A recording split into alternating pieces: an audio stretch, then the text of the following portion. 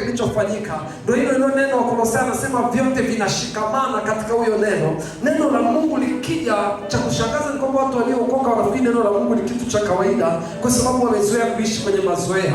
Neno la Mungu linapokuja kwako, usipoliamini na kulipokea, haliwezi kuwa na matokeo. Neno la Mungu ni nafsi hai.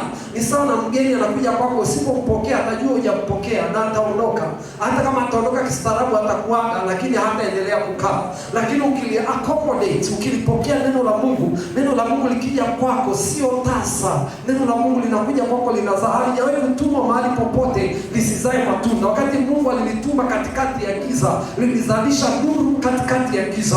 Giza haikuweza kusimama. Neno likitumwa mahali popote lazima lifanye transformation. Na Mungu analo neno kwa ajili yako sasa. Na neno la Mungu ndio unachohitaji kuliko kitu kingine chochote. Kwa sababu kitu kingine kinaweza kikasimama peke yake, lakini neno ndani yake kuna kila kitu unachohitaji. Ni full package. Kuna uzima, kuna uhai, kuna ndoa, kuna watoto. Ndio maana wakati Hana analia pale kaluni akimwambia Mungu, nipe mtoto na nitamtoa kuwa kuhani wako, Eli akampa neno. Eli asingempa neno isingetokea. Akamwambia nenda na Mungu wa Israeli akupe unachohitaji. Biblia inasema akanyanyuka, akaosha uso na akala chakula.